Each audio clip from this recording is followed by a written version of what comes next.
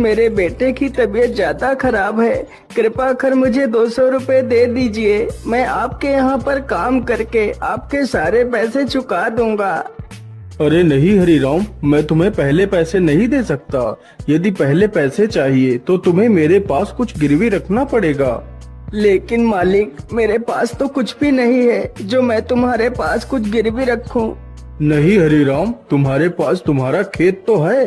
तुम उस खेत को मेरे पास गिरवी रख दो। जब तुम मेरे पैसे वापस कर दोगे तब मैं तुम्हारा खेत तुम्हें लौटा दूंगा। ठीक है मालिक, आप मेरे खेत को गिरवी रख लीजिए। कृपा कर मुझे पैसे जल्दी दे दीजिए। फिर वह सेठ हरीराम को पैसे दे देता है। पैसे लेकर हरीराम वहाँ से चला जाता है। सेठ गणपति राम बहुत ही कुटिल था, मानो उसका हृदय पत्थर के समान हो, जो लोगों की मजबूरियों का फायदा उठाता था। उसके पास काफी सारे लोग काम करते थे।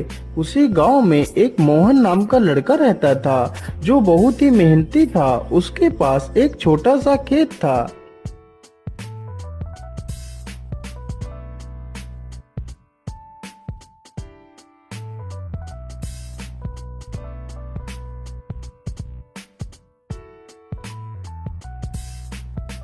अरे मोहन बेटा, जरा पानी वानी तो पी लो। तुम तो कितनी मेहनत करते हो।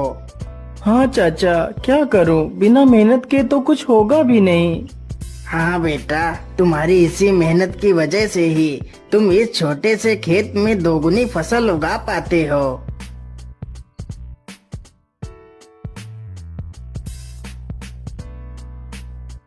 मोहन अपने बूढ़े माता पिता के साथ ही रहता था। मोहन के पिता की तबीयत हमेशा खराब ही रहती थी। घर की सारी जिम्मेदारियां मोहन के कंधों पर ही थी। पिताजी, आज तो आपकी दवाई खत्म हो गई है। कोई बात नहीं बेटा, तुम कल मेरे लिए दवाई ले आना।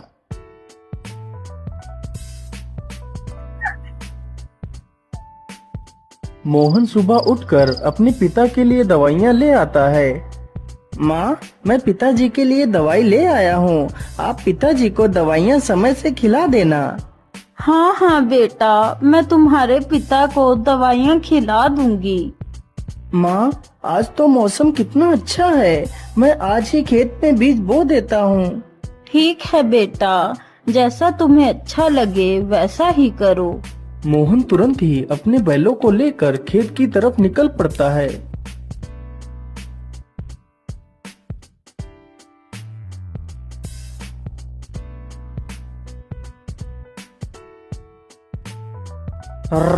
चल चल चल चल चल, आज हमें इस खेत को जोतना है और इसमें बीज बोना है। मोहन कुछ ही देर में सारा खेत जोत देता है और बीज बो देता है।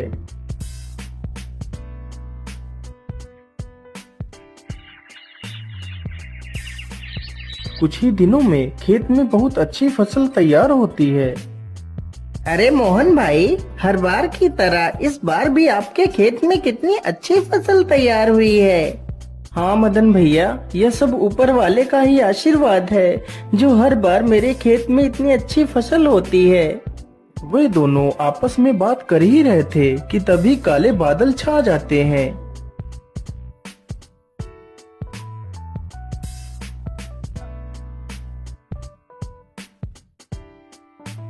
अरे मोहन भाई, यह अचानक से काले बादल कहाँ से आ गए। मुझे लगता है आज तो कितनी जोर का तूफान आने वाला है। चलो जल्दी से घर चलते हैं। अरे मदन भाई, ठीक ठीक बोलो। यदि तूफान आ गया तो हमारी सारी फसलें बर्बाद हो जाएंगी। वे दोनों इतनी बात कर ही रहे थे कि तभी जोर जोर से हवाएं चलने लगती हैं और हवाओं के साथ जोर की बारिश आ जाती है। अरे ये क्या हो गया। ये तो बहुत जोर की बारिश आ गई। अरे मोहन भाई, यहाँ से जल्दी चलो, नहीं तो हम लोग भीग जाएंगे। दोनों जल्दी से एक बड़े से पेड़ के नीचे जाकर खड़े हो जाते हैं। मदन भाई, यदि ऐसे ही बारिश होती रही तो हमारी सारी फसलें बर्बाद हो जाएंगी। कुछ ही देर में बारिश के साथ साथ ओले भी गिरने लगते हैं। देखते ही देखते कुछ देर में ही सारी फसलें बर्बाद हो जाती हैं। हाय हाय, ये क्या हो गया। हे ऊपर वाले, ये तूने क्या कर दिया। अब तो सारी फसलें बर्बाद हो चुकी हैं। अब मैं क्या खाऊंगा और अपने बूढ़े माता पिता को क्या खिलाऊंगा।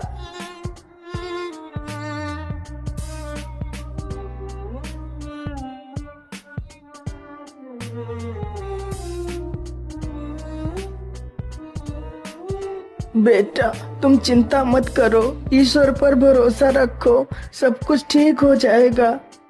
नहीं पिताजी, अब कुछ भी ठीक नहीं होगा। हमारी सारी फसलें तो नष्ट हो चुकी हैं। अब हम क्या करेंगे पिताजी। बेटा, तुम चिंता मत करो। तुम कल ही सेठ धनपति राम के घर चले जाना। वह तुम्हें काम पर जरूर रख लेंगे।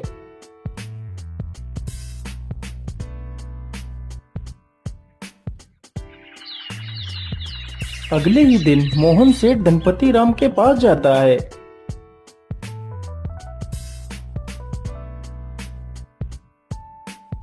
सेठ जी, मैं बहुत परेशानी में हूँ।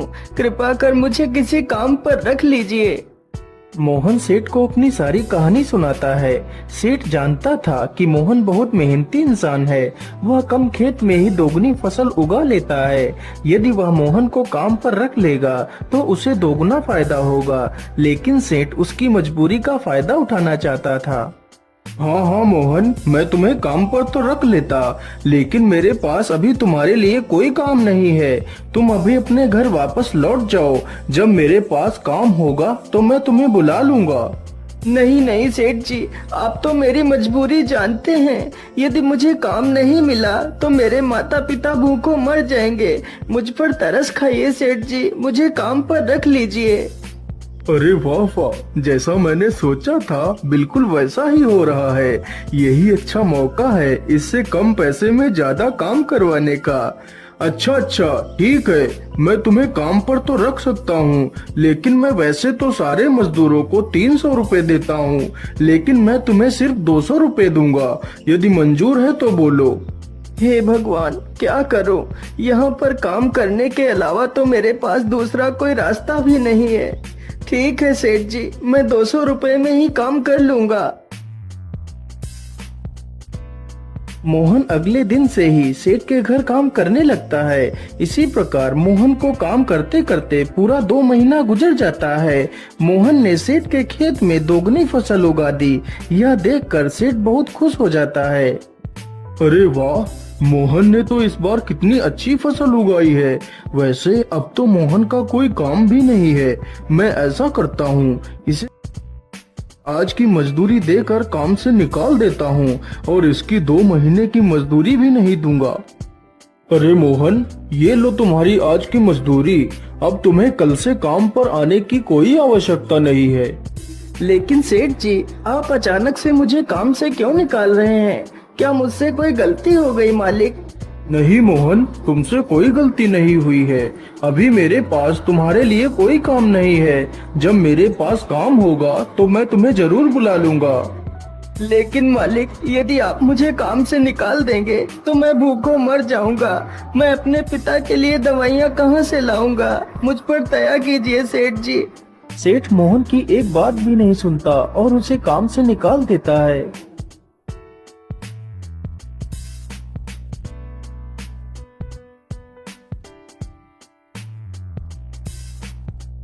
अरे बेटा, आज तुम खाली हाथ ही आए हो। आज तुम घर का राशन तो लाए ही नहीं। माँ, मुझे माफ कर दीजिए। अब मैं आपके लिए कुछ भी नहीं कर सकता। लेकिन बेटा, आखिर क्या बात है, तुम इतना परेशान क्यों हो। फिर मोहन सारी कहानी अपनी माता को सुनाता है। अब आप ही बताइए माँ, मैं क्या करूँ, कहाँ काम करूँ, किसके सामने हाथ फैलाऊं। बेटा, तुम परेशान मत हो। हम लोग आज पानी पीकर ही सो जाएंगे। वैसे भी मुझे तो भूख नहीं लगी है। और बेटा, तुम हार मत मानो। तुम कल फिर से सेठ के पास जाना। हो सकता है सेठ तुम्हें काम पर रख ले।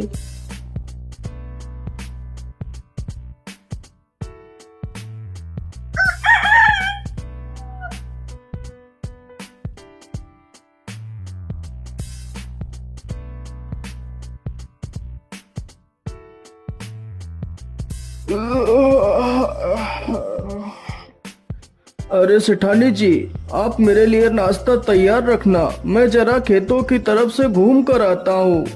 ठीक है, आप आराम से जाइए, तब तक मैं आपके लिए नाश्ता तैयार कर दूंगी। इतना सुनकर सेठ वहाँ से चल पड़ता है। तभी देखता है कि मोहन उसके घर के बाहर ही खड़ा है। अरे मोहन, तू इतनी सुबह सुबह यहाँ क्या कर रहा है?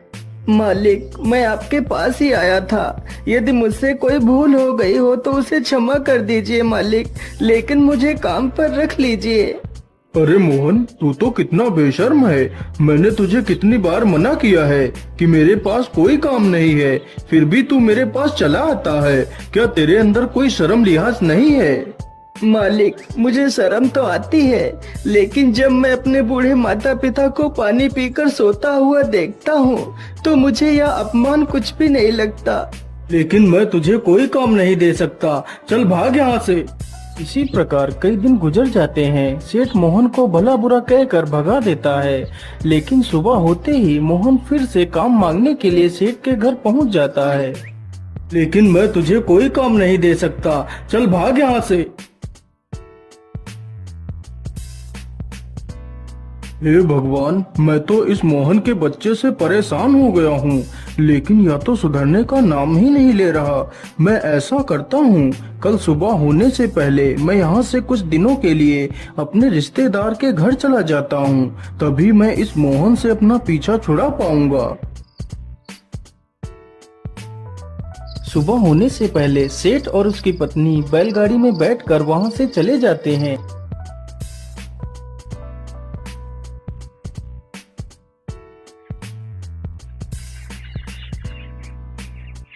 उधर मोहन रोज की तरह फिर से सेठ के घर आता है तो देखता है, अरे ये क्या, आज तो सेठ के घर ताला लगा हुआ है। इसका मतलब सेठ जी कहीं बाहर गए हैं। मैं ऐसा करता हूँ, यहीं पेड़ के नीचे बैठकर सेठ जी का इंतजार करता हूँ।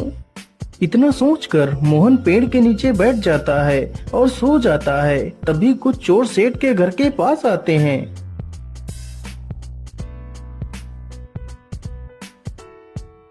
अरे लल्लन, आज तो यह दुष्ट सेठ है भी नहीं। आज अच्छा मौका है, चलो आज इस सेठ की सारी तिजोरी खाली कर देते हैं। चोर जल्दी से एक पत्थर उठाता है और ताले को तोड़ने लगता है।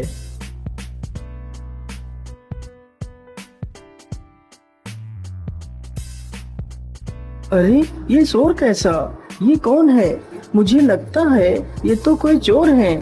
अरे रुक जाओ, तुम लोग ये क्या कर रहे हो? तुम सेठ के घर का ताला क्यों तोड़ रहे हो? अरे बेवकूफ, तुझे दिखाई नहीं देता? हम लोग चोर हैं और यह ताला हम लोग चोरी करने के लिए ही तोड़ रहे हैं। चल भाग जा यहाँ से।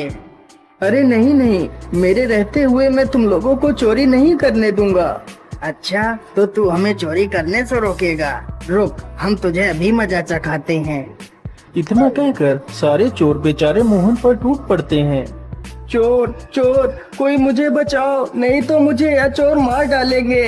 मोहन की ये आवाज सुनकर गांव के कई लोग वहां पर आ जाते हैं। तभी वह सारे चोर वहां से भाग जाते हैं, लेकिन बेचारा मोहन काफी ज्यादा घायल हो जाता है। अरे सेठानी जी, अब तो हमें यहाँ पर कई दिन गुजर चुके हैं, चलो अब हमें घर वापस चलना चाहिए। इतना सोचकर सेठ और सेठानी दोनों अपने घर के लिए निकल पड़ते हैं।